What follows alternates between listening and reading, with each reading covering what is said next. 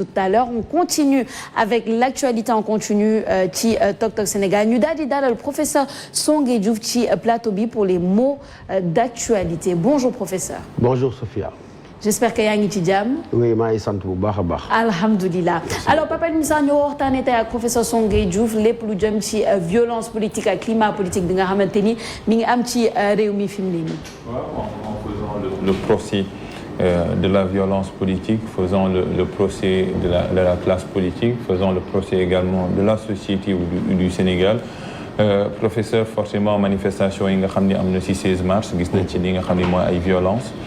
mu am ñaar ñu ko sekk ay manifestants mais également ñu mën a woowee ay pilleurs suñu gisee lu xew nii suñu réew ban procès lañ war a def ci suñu classe politique sénégalaise. waaw d'abord maa ngi leen di nuyu ñëpp di rafetlu invitation bi bon procès bi ñu war a def c'est d'abord yaakaar naa mooy procès penc mi yëpp parce que la meilleure manière nga rater la compréhension de ce qui se passe mooy nga bëgg a yemale ci loo xam ne rek ñaari acteurs politiques lañ wala kii dafa far fii kii fer fële boo ko seetloo dafa am loo xam ne mu ngi fi woon di raam mais boo moytul comme ni ñu koy waxee ci wolof ci ñàkk bi la jëm. mooy maanaam li nga xam ne nañuy defee politique. ku nekk gis na nam doon commencé di soppeeku. waaye soppeeku boobu dañ ko doon yemale ci li nga xam ne lii mooy liñ doon gis mooy liñ doon gis mooy am na koo xam ne woo nañ ko maanaam tuumaal nañ ko ñu daal di gis ay fitna yoo xam ne dafay ànd ak moom moo xam buy dem ci tribunal ba wala sax bu dee kaawu Ousmane Sonko buy daal di génn këram. mais loolu yëpp pour nga comprendre ko man damaa jàpp ne da nga koy référé ak coppite goo xam ne moom moo am ci nekkinu d'abord doomu Sénégal. avant nga yegsi sur le champ politique. parce que il faut que ñu nangu ne am na loo xam ne mu ngi fi woon. bu fi nekkee itam ba tey ni mu toogee bokkul ak ni mu toogee woon démb. donc am na loo xam ne ñi nga xam ne ñu ngi gëstu ci wàllu sociologie ñu ngi koy woowee changement social. maanaam am penc ci doxinam ci taarixam dina yegg foo xam ne dafay am ay coppite yu bari waaye duñ ci gaaw a teg gët mooy tax jàngat bañ cee war a jàngat duñ ko jàngat. ku ci mel ni Guy Rocher su may fàttaliku samay cours sociologie mooy nuyu sama professeur Malick Ndiaye mu amoon ko ça s'appelait le changement social ñu amoon ko en deuxième année. Guy Rocher doon wax ne am na ñetti mandarga boo ko gisee da ngay xam ne penc mi kat mu ngi ëlbati ko mu ngi soppeeku na mu toogee woon démb bokkul ak ni mu toogee tey mu ne loolu dafay njëkk a feeñ ci li nga xam ne mooy baax yi au plan des valeurs mu ne boo ko seetloo du melati na mu meloon maanaam bu fekkee dañ ko misaalee ci Sénégal ñu ngi doon bàkkee jom ñu ngi doon bàkkee fulla ñu ngi doon bàkkee fayda ñu ngi doon bàkkee mandu baax yooyu bu ñu ko jàngatee ci angle Guy Rocher daf naan donte mu ngi ci waaye déggin ba gisin ba maanaam contenu ak charge symbolique bi nga xam ne moom lañ ci daan def démb nekkatu ci te mu ne ñaareeli mandarga ba mooy du nekk loo xam ne rek dafay romb jàll maanaam du nekk lu éphémère waaye nee na loo xam ne dafay law ba daal di laal penc mépp ba pare mu ne loo xam ne ku nekk mën na cee teg gët ñetti mandarga yooyu boo ko jëlee nga xool ko dafay méngoo ak li Guy Rocher di wax ne dëkk bi maanaam suñu penc mi ni mu toogee dafay soppeeku na ba nga xam ne baax yi fi nekkoon comme ni ma ko waxee melatul na mu meloon toogeetul na mu toogee li ëpp ci ñun ndaw yi nga xam ne ñoom ñoo ko ŋànk boo ko seetloo dafa am mu mel ni ñaari Sénégal bi nga xam ne mooy Sénégal yu ndaw yi Sénégal boobu nga xam ne kii nga xam ne wor ma ko at yi ma am ba mu joxoon par exemple kilifa diine bi kooku joxetu ko mën naa taxaw saaga ko mën naa taxaw wax ko lu ko neex et cetera donc mu mel ne dafa am ñaari Sénégal yu ndaw yi ñoo xam ne ñoom neen lañ gisee diine neen lañ gisee aada neneen lañ gisee politique maanaam beneen àdduna lañ nekk mu woroo ak li nga xam ne moo ëpp mooy ñi nga xam ne mooy ñi leen mel ni muy waajur yi donc coppite googu moom ngay ñëw ba mu yegg si ci mœurs politique yi bu njëkk ku nekk xam na ne adversité politique yàgg na fi waaye forme violence bi mu àndal fi mu nekk nii ak légèreté de ton bi mu àndal fi mu nekk nii bokkul ak ni nga xam ne noonu la tëddee woon kon d'abord su may tënk dama naan penc mi moom mooy dox penc mooy ëlbateku mooy soppi ay doxinam nam toogee moom moo soppeeku moom moo tax ci wàllu politique également nañ koy defee dafay wute ak nañ ko doon defee dem. ban procès ngay def si ñi nga xam ni ñi manifesté wu dañuy yàq ñu naan pire casseur. waaw procès bi ñuy def ci ñoom mooy procès bi nga xam ne penc bi xam nga violence am na ñoo xam ne dañ la naan violence mënta ñàkk am ñoo xam ne la violence xëy na mën nañ koo endiguer parce que ñi ne mënta ñàkk mooy li ñuy woowee violence révolutionnaire ñoom dañoo jàpp ne pour nga jógee fii ci tolluwaay nga dem ci feneen ci tolluwaay maanaam def ay jéego il faut nga jaar ci diggante bi violence maanaam xeex la lu ñuy foqati la newul lu ñuy négocier ñooñu dañoo jàpp ne violence boobu donc c'est une violence nécessaire pour qu'on accouche d'une société nouvelle pour qu'on accouche d'un développement qualitativement supérieur am na ñoo xam ne nag parce que dañ leen ne ñoom violence quelle que soit la justification bu ko mënul am justification ça veut dire quoi qu'ils sont en train de montrer que mën na am ay contradictions internes à l'intérieur de la société mais démocratie teg na ay ponk yoo xam ne ci nga war a jaar pour nga soppi loolu donc léegi ñooñu nga xam ne dañuy piller mën ngaa jàpp ne dañuy contester un ordre c'est un ordre politique ñuy contester un ordre économique ñuy contester un ordre culturel te boo xoolee ñett yooyu ma la wax yëpp ñu ngi fi ordre culturel mooy baax-baax yi ni ma ko waxee dañ taxawoon ñu ngi koy contester ordre économique bi dañ koy contester parce que dañoo jàpp ne ñaari Sénégal la am ñaari pàcc ñii nga xam ne dañoo am nekk ci wàllu politique bi yàgg ko di ko donnante 1960 ba léegi li nga xam ne moom moo ëpp ci askan wi nekk ci wàllu ndóol ordre politique bi mooy ñu jàpp ne am na benn classe politique boo xam ne depuis indépendance ñoom ñooy jiite également war nañ leen fi jëlee donc boo amee lecture boobu noonu di nga mën a éviter des termes de pillage waaye bu fekkee da nga ko référé rek ak li nga xam ne dañuy contester benn ordre économique mën nga jàpp ni légité wu ma ko maanaam waxuma ne lu baax la lu ñaaw la lu ñu war a ñaawlu la waaye on doit se poser la question pourquoi parce que ça boo ko seetloo bu amee daañu dem ci alalu jàmbur daal di ko jël daañu dajji ay magasin daañu dem ci ay boutique xam nañ ne yëfu jàmbur la xam nañ ne jotewul dara ak politique mais lan moo leen yóbbu foofee boo moytul symboliquement c'est une manière de contester l'ordre politique. Alors professeur yaa ngi def la différence entre peut-être violence bi nga xamante ni c'est une violence révolutionnaire bi nga xamante ni c'est comme ça que les choses changent dans n'importe quel pays ak violence bi nga xamante ni c'est injustifié violence injustifiée nga ko jëlee léegi suñu xoolee la vague d'arrestation bi nga xamante ni am na depuis les manifestations du 16 mars de cette année ci ban catégorie nga koy dugal c'est prendre l'effet pour la cause waaw pour man c'est prendre l'effet pour la cause ça veut dire que c'est des arrestations arbitraires yoo xam ne maanaam bu ñu ko waxee ci wolof mooy ay mbir la yoo xam ne man gisuma lan moo ko mën a waral parce que boo ko seetloo sax bëri na ci ñoo xam ne ni ngeen koy waxee ci tubaab ils ont eu le malheur d'être au mauvais endroit au mauvais moment maanaam jotewuñoo dara ak ñi doon yàq waaye am na ab nataal wala am na photo boo xam ne jël nañ ko ci ñoom mu mel ni jege woon nañ fa wala ñu doon dox leen sax ñu jël ko fa donc jàpp boo déggee ma ne c'est prendre l'effet pour la cause au lieu ngay jóg di jàpp nii ay nit de manière arbitraire parfois injustifiée da nga war a poser wu la question ñii quel est le message parce que derrière toute expression de violence am na quand même une communication am na un message da ngay décrypter message bi décrypter ko mooy ci anam yi ma wax nga jàpp ne ñii am na lu ñuy contester la ñuy contester am na benn ordre politique bu ñuy contester am na ordre économique bu ñuy contester am na ordre culturel bu ñuy contester donc c'est à ce niveau-là qu'il faut agir au lieu véritablement pour nga nekk fii di def des arbitrations arbitraires ça ne sert absolument à rien. C'est même exagéré et même dans une démocratie on ne doit pas se permettre ça on ne doit pas avoir autant de légèreté de nuire ou de restreindre la liberté des gens de leen ambasser. Exactement professeur da ngay jàngale gis nañ manifestation ci amee école di ñuy tëj. tey CUSEMS si day débrayer grève demain ak après demain ban procès ngay def ci école bi nga xam ni laaliwul dara ak politique te mi ngi subir ay conséquences am. bon li nga wax ñaar la. école yi dañuy tëj parce que nit ñi dañuy def violence boo xam ne nit ñi mënuñ jàngi wala grève wu syndicaliste yi. waaw et que yëpp école yi moo siy nasaxal. waaw peut-être d'abord sur la fermeture des écoles. À cause des manifestations après ñu jublu ci grève bi. des écoles dommage collatéral la mooy maanaam boo ko seetloo loolu yàgg na fi heure bu amee pour ñu sécuriser ñi nga xam ne ñoom ñooy ndaw yi rawatina tout tànk yi dañuy faral tëj l'école yi boo demee sax bu yàggee dinañ yegg mara détail tëj ci l'hôpital yi tëj sax bërëbu liggéeyukaay yi te loolu yaakaaruma mu nekk li nga xam ne mën na jëmale société kanam donc bu fekkee nag grève yi la moom malheureusement dafa nekk loo xam ne dafa installé wu ci Sénégal c'est des grèves yoo xam ne depuis ba indépendance amee ba léegi syndicats yi ñu ngi gën a bari mais également revendication yaa ngi gën a bari te très souvent état bi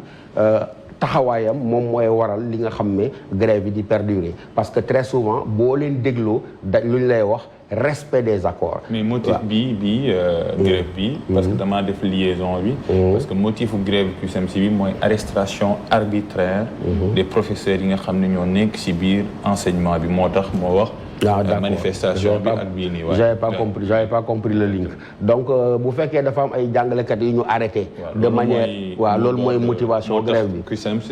tey suba ak gannaaw suba mu ne dañuy grève. D'abord deux choses. Première chose bu fekkee jàngalekat yooyu dañ nekkoon des acteurs muy jàngalekat muy médecin amul benn corporation boo xam ne moom mën na revendiquer une immunité ay citoyen lañu bu fekkee dañ laa fekk ci position boo xam ne war nañ la caa yoon war naa mën a dal ci sa kaw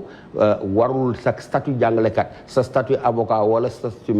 médecin warul laa jox benn permis de faire tout ce que tu veux ça il faut qu'on le règle de manière très claire waaye nag bu fekkee de la même manière que ñu fekk kuy doxi soxlaam mu tombe ci ay dooxi doona ñu méngale ko ak samba booyee nga xam ne ñoom ñoo ko def daal leen jàpp wax dëgg yàlla loolu day nekk lu normal ñu grève ko parce que encore une fois mënoo jël koo xam ne nit ñi bu ñu yeewoo moom lañ yaakaar fekki ko parce que moom lañ dénk seen doom nga fekk ko muy dox soxlaam nga daal di ko jël tëj ko waaye loolooy newul loo xam ne dafay lié à un statut particulier waaye dafa lié wu rek au fait que c'est un citoyen arbitrairement qui a été privé de ses droits et qui a été privé de sa liberté. loolu laa ci mën a wax. Est-ce que école politique war na fa dugg parce que actualité laa lay wax tamit.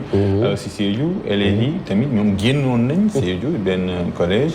laa di manifester si biir manifestation bi si wàllum Ousmane Sonko Macky Sall. suñu xoolee ba politique dugg si di nga xam ne mooy fi ñuy jàngale. lan mooy njeexital bi wala lan mooy conséquence. waaw école mënoo ko taxale ak politique donte dañuy ñaan vraiment école mu nekk en marge des tribulations d'ordre politique parce que école fa la ñuy defaree école fa la ñuy jox tàggatee fa la ñuy joxee xam-xam donc champ scolaire war na mën a nekk à l'abri un peu des tumultes de la société waaye ku nekk xam na ne li nekk ci penc mi moom mooy yegg ca l'école ya mooy nekk ci bëri bu fépp te boo ko seetloo historiquement dans toutes les sociétés au monde muy école de manière générale mais particulièrement l'instance universitaire ça a été toujours le réceptacle de toutes les contradictions politiques penc boo dem ci àdduna boo demee ca université ba fa la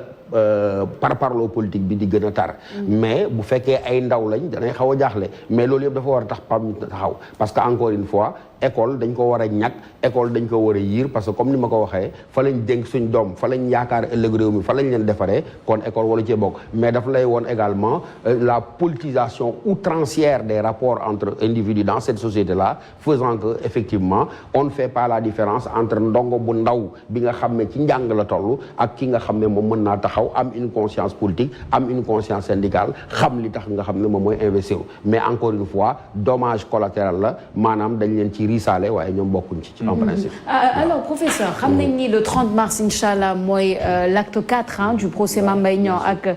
Ousmane Sonko on a vu ce qui s'est passé la semaine dernière est-ce que am na yor comportement bi nga xamante ni la population ak les acteurs politiques war nañ ko am pour ñu bañ a tomber encore une fois dans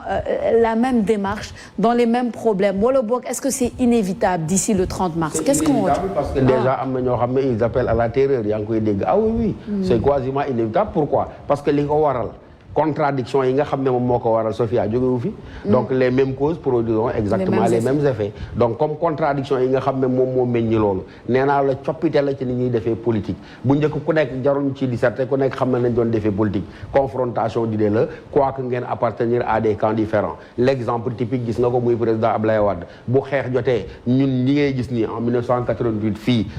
25 février meeting de clôture am fii place de l'Obélisque ñun boobu ay ndaw lañ nekk ay ndongo ñun ñëpp ñu ngi fa woon ñu ngi doon wax góor gi naan ko au palais au palais au palais au palais au palais on était prêt à marcher on était prêt à se faire tuer pour ñu yegg foofu donc loolu da ngay jàpp ne loo xam ne ku mel ni Ablaye Wade mais bu xeex jotee dina xeex bu mu tàng waaye bu jeexee mu teg gànnaay yi daal di waxtaan daal di même dugg ci gouvernement indi ay ñoñam ñu am expérience de la pratique de l'État am expérience de la conduite des affaires publiques bu élection jotee mu génnaat dem donc loolu am xëy na definu politique la woon tey yàgg na avant moom depuis Senghor Lamine Gueye extra mais nee na la coppite boobu moo tax léegi politique dafa jël la forme d'un rapport de haine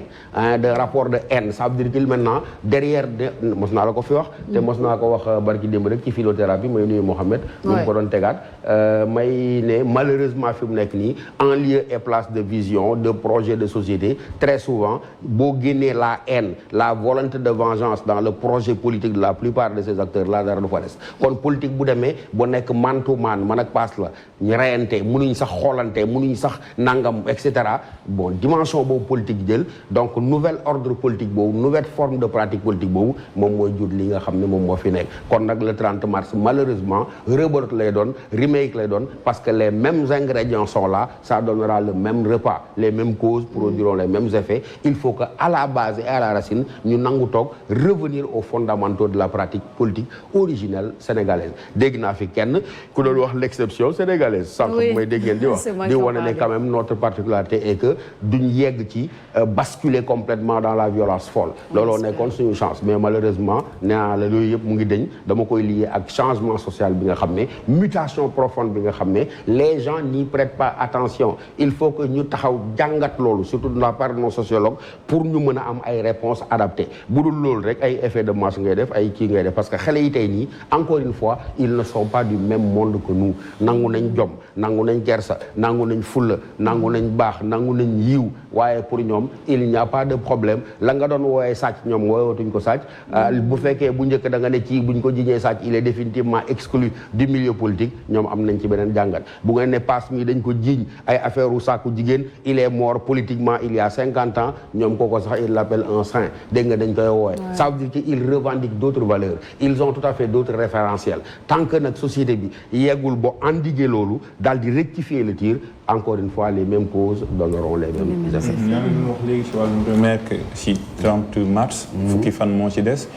waaye est-ce que ñi nga xam ne ñoo ko sekk waruñoo déglu procès askan bi nga xam ni dañuy xëy suba lu ñuy liggéey moom la ñuy réeree guddi te ñu xaj leen ko est-ce que amul genre révolte bi nga xam ni peut-être ñëwagul mais mi ngi am ci ñu bëri Sénégalais yi di wax ñi nga xam ni mooy Macky Sall Ousmane Sonko ak ñu sekk lépp ñi nga xam ne ñooy fitna yi. ñun doyal nañ ci wax dëgg fa yàlla. waaw chance bi xëy na mooy lueur d'espoir bi maanaam yaakaar bi man foofu laa ko teg. parce que quand même ci ñaari bloc yooyu ma teg am na ñetteel boo xam ne ñoom ils ne se retrouvent ni dans l'un ni dans l'autre camp maanaam dañoo dem ba gis ne façon defin boobu ñoom nekkuñ ci parce que ay la yoon loo mënti gis nañ ne xale yi buñ xëyee di njàngi ku bëgg a liggéeyi doo mën a liggéeyi ku feebar war a faj ji doo mën a génn feebar faj ji donc ñu yaakaar ne ce pôle de résistance là di fonctionner comme une sorte de gardien du temple xëy na bu yàggee bu lawee boo